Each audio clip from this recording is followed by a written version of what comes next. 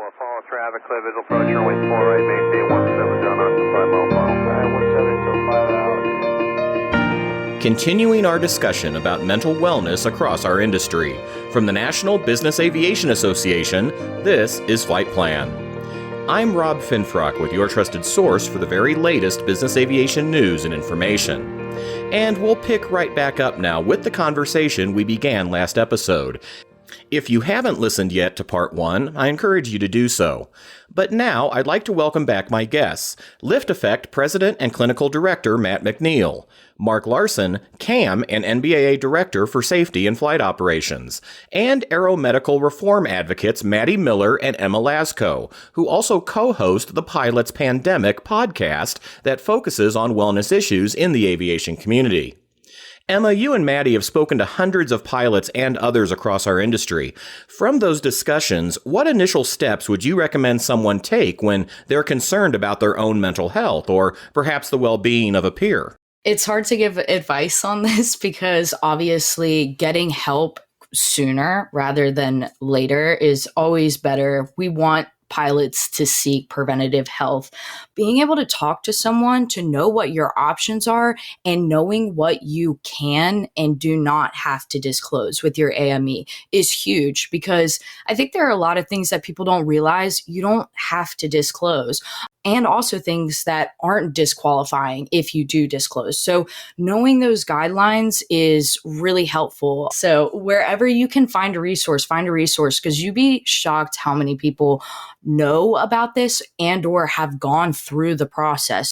It's always better to speak up. I think that's a testament to why we have the podcast in the first place, is having a voice and being a resource is just so important. Matt, you've also spoken to thousands of pilots who have come to Lift Effect with such concerns. And one of the points you emphasize is that there are tools available to help spur these conversations outside the clinical environment.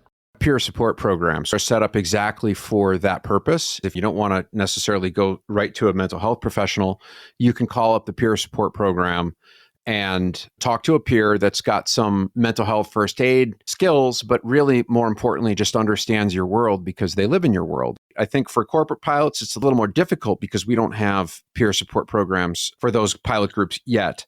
But Lift Effect was designed exactly for this exact question, is where do pilots go with people that understand their environment and also understand the sensitivity of their position and the complexity of their position in terms of regulatory compliance and regulatory oversight.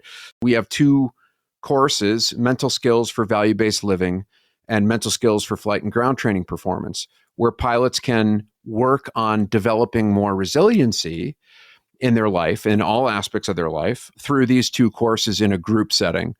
And the coaching community for professional pilots that want to be able to kind of do some self-development without necessarily, going to have to get counseling. But it's important that pilots understand that reaching out for help and even getting a diagnosis is not the end of their career. The FAA is not on this pillage to try to go out and take every pilot's medical. Unless they have a permanently disqualifying condition, we get every pilot back to work. The FAA is about checks and balances. It's about following a protocol.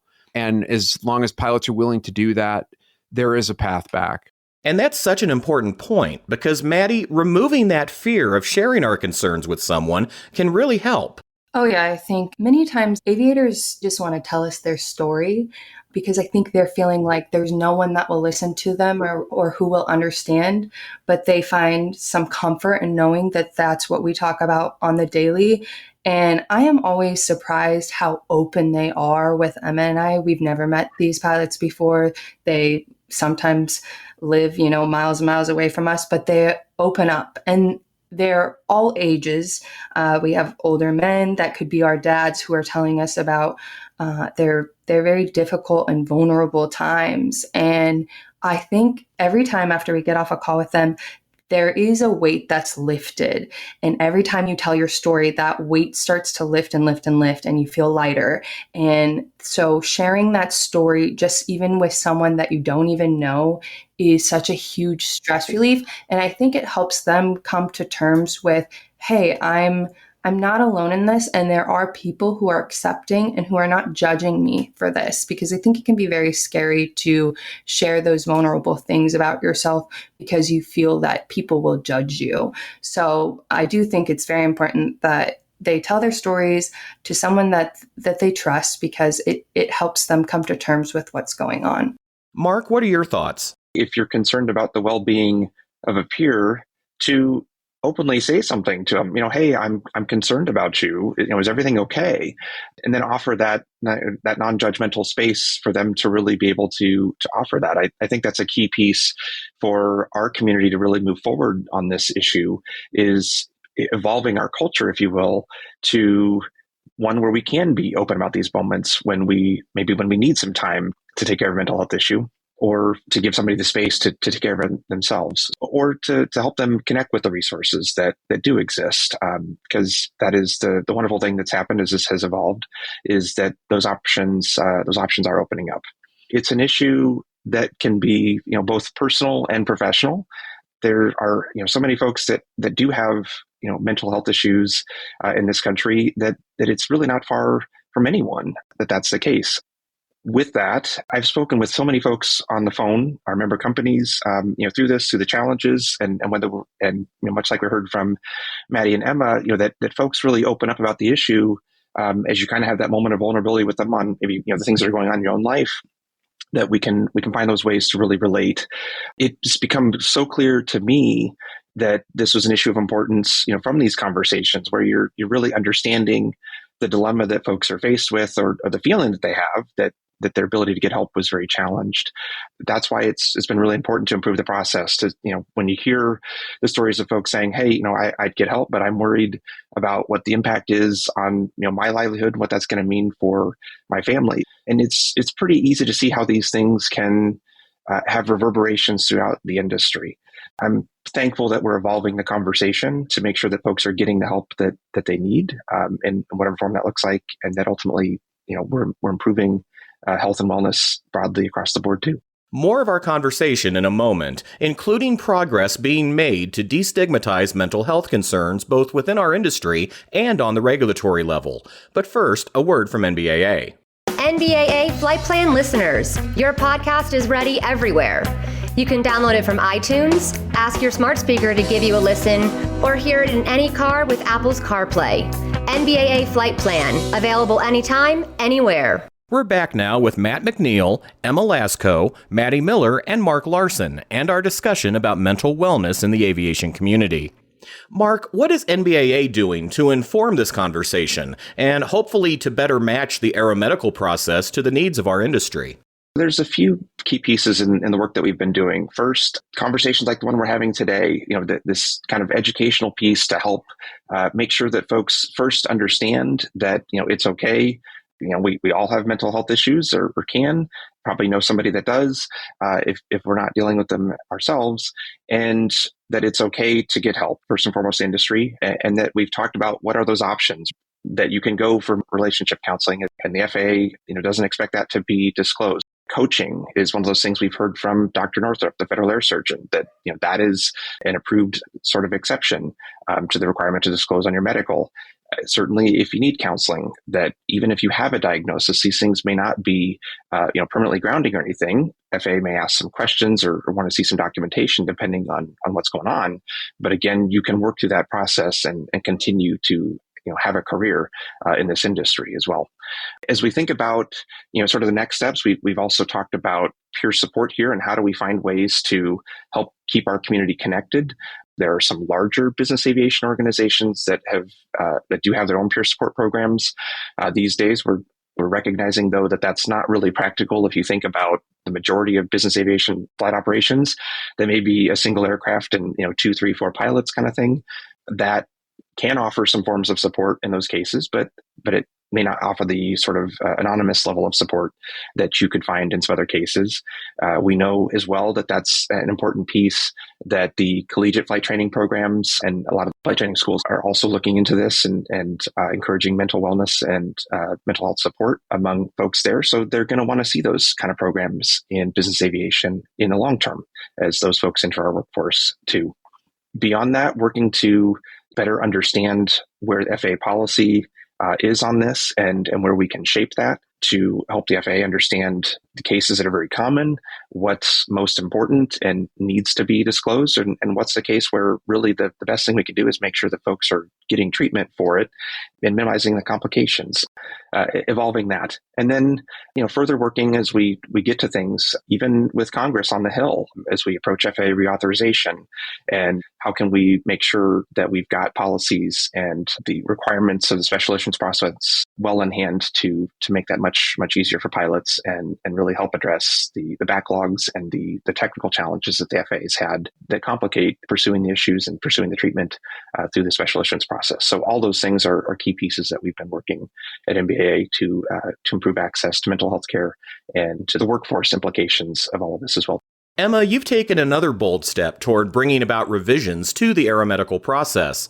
Tell us about your change.org petition directed to the House Aviation Subcommittee. I started the petition because I was really curious if anyone out there would even really agree with my message, or if anyone kind of was seeing the same flaws that I was seeing. And I realized that this was way more serious than I thought it was. And that was the same thing with the podcast as well. Like, just beginning to talk about these subjects made me realize like this was just way bigger than I realized. Now we have almost 13,000 signatures, and now it's just become kind of like evidence is what Maddie and I call it. We really try and focus on our 3 pillars of reform: time, transparency, and cost. So we've kind of set out with those 3 things being our biggest barriers to disclosing, or at least pilots' biggest barriers to disclosing. I've dealt with quite a few FAA doctors and physicians and regulators and even attorneys. They see their job as to protect the federal airspace system. I think that when we're talking about how to create change with pilots and how to create regulatory change, it's really important that we use science. And the current policies that are in place are not scientific. Their policy is any level of depression or anxiety or mental health issue, any clinical level, is too dangerous for a pilot to operate an aircraft. And I can tell you that at Lift Effect, we treat 150 to 200 new pilots a month. Many of these pilots have clinical levels of mental health issues and have been flying with that for years to decades. And they are not bending metal. They're not even getting violated. They're just suffering in silence. And so I am all for using the science. And I think there's a huge call to where we need more data on what are the actual effects of flying with depression and anxiety, and what are their actual impacts to safety. Because without the data, the FAA is just going to say, no, it's too dangerous, which isn't based on the data. The data doesn't support that hypothesis. They're basically trying to support the null hypothesis, which is bad science. I think in order to get change, the FAA responds to data, and there is a lack of data on this. So, Matt, as we work to collect that data, what are some alternative strategies for addressing mental wellness that can help pilots in particular? I'm a firm believer in reading. I think reading is a great way to be mentored. And so there's lots of really good self-development books that allow people to kind of work on their own mental health at their own pace, maybe with a professional. So I think encouraging pilots to read the right things. I think podcasts like the Pilot Pandemic, I just discovered it. I didn't even know it was there. Lift Effect has a podcast. We've got almost nearly 1 million listens in 5 months. I think just getting the word out that mental health is real. Here's some tips and tips that you can use to try to deal with yourself to create more psychological flexibility in your life. I think especially with social media, we have all these different channels to be able to create change. And I think that's, with all the terrible things about social media, that's one of the really good things, is to just get the word out. We have the ability to get the word out in ways that we just didn't 25, 30 years ago. Maddie, you and Emma have spoken to many people on your podcast who have been directly affected by this issue, and all too often were left behind, dealing with the consequences of their decisions. One is Ann Hauser, the mother of University of North Dakota aviation student John Hauser, who died by suicide in 2021. And you've both spoken to wives and other family members of CFIs, commercial airline pilots, and others who also chose to end their lives because they just didn't see a way past what they were feeling. Ann Hauser is part of our stakeholder group, and her story about John is very compelling. He actually left a note after he lost his life that was begging for medical reform because he could see the writing on the wall. All of those are very shocking and very sad stories, but those are the realities. And those are only people that have come on our podcast to share their stories, but we know of many more who took their lives. We just are unable to share their stories because we've not connected with their families. So those are the ones that keep Emma and I going and pushing for change because this is the reality of the system. You can go seek help. It's not going to be a career ender, but I think it's important to emphasize for somebody who's young, or even if you are extremely educated on this subject, I think the air of not knowing what's going to happen once you walk through the doctor's office doors is what gets people so hung up. I think there's pros and cons to everything that we're experiencing now with coming into such an era of being self-aware about our own mental health. But I think at the same time, we also get ourselves a little bit scared about maybe something really is wrong with me. Anyone at any point in life could feel that way. And that's what's really concerning to me. And I think that's why a lot of people are not disclosing. Matt, you recently launched a podcast at Lift Effect as well. We get hundreds of questions from pilots. And what stirred the impetus for the podcast was I wanted to be able to reach pilots that will never reach out for help. They're just not going to do it.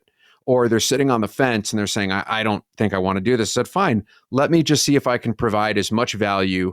I'll kind of almost act like we're in a session together. This is what I would be telling you if you were my client.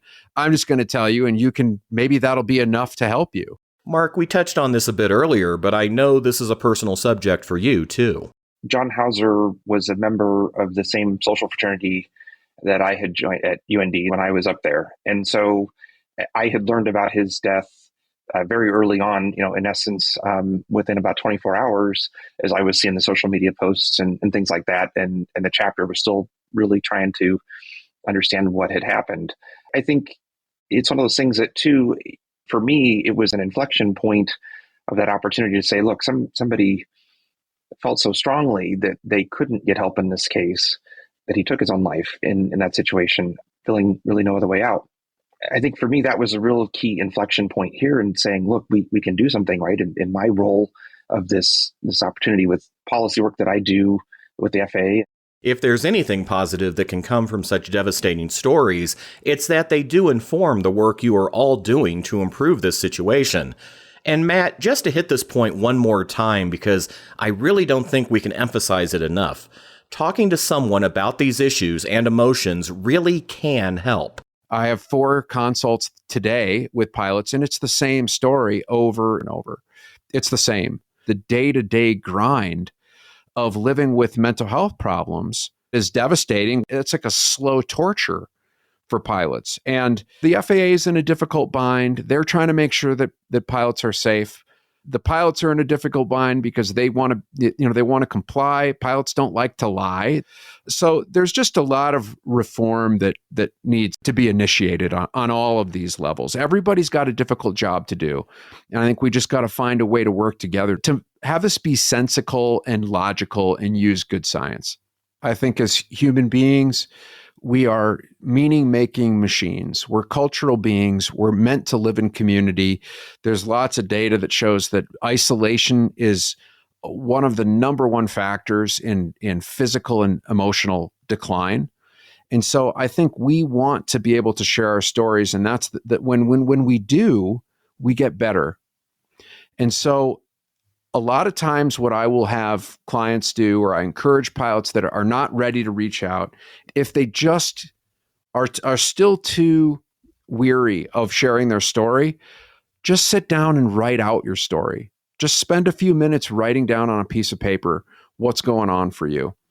There's a wonderful exercise called morning pages which came from a book called The Artist's Way. And I assign it to lots of my clients. I say, every morning, just wake up and write down 3 pages. Just start writing and don't stop until you hit 3 pages. And if you don't know what to write, just write down, I don't know what I'm writing.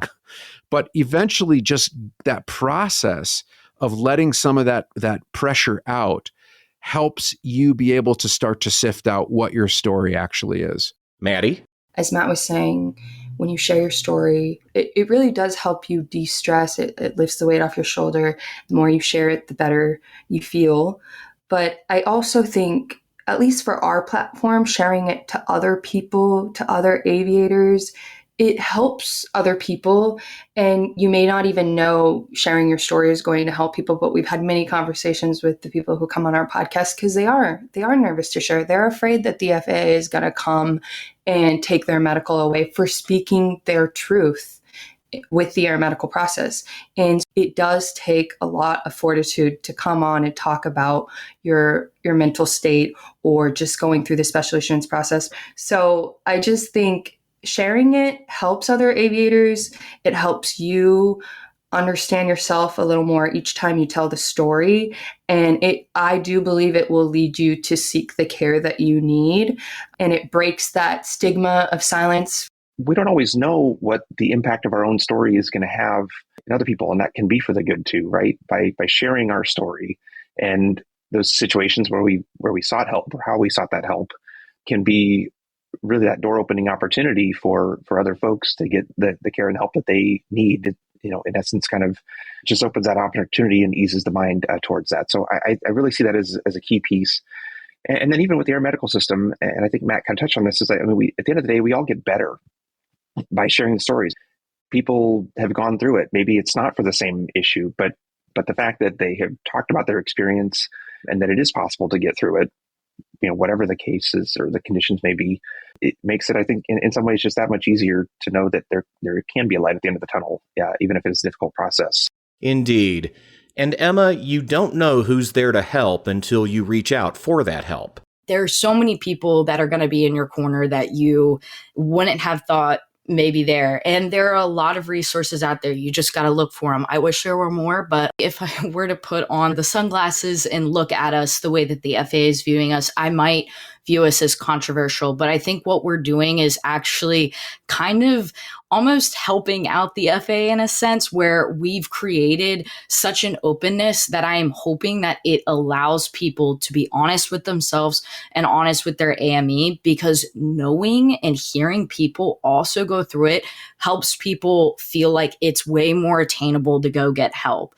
I think for me, that's been the most important part, and nobody should have to lose their life over fear. It's important to note there is encouraging news to share on the regulatory level about mental wellness concerns. NBAA, the Aircraft Owners and Pilots Association, and other organizations both offer resources to assist pilots, and they're both working with Congress to include guidance on pilot mental health issues in the upcoming FAA reauthorization bill. And in early May, Federal Air Surgeon Dr. Susan Northrup announced at an industry conference that the FAA is revising its own procedures to make it easier for pilots grounded by mental health concerns to regain their certifications, and to encourage anyone needing help to get it. I'd like to thank my guests once again, and also to thank you, the listeners, for being part of this extended conversation. Be sure to follow the latest developments regarding mental health in aviation at NBAA's newly updated mental wellness resource, available at nbaa.org/medical. You can find the Pilots Pandemic podcast on Apple Podcasts, other streaming platforms, and on social media. And you can also reach out to Matt and his team at lifteffect.com, and be sure to check out his podcast as well. And that's the latest from the National Business Aviation Association. Remember, you can subscribe to all Flight Plan episodes at Apple Podcasts, Google Podcasts, and Spotify, or wherever you find your favorite podcasts, including by asking your virtual assistant or connected device. Of course, you can also download Flight Plan directly from nbaa.org. I'm Rob Finfrock. Thanks for listening, and join us next time for a new episode of Flight Plan. Flight base, sending out 3500. All right, we got him inside. We're still on 170, cover 5.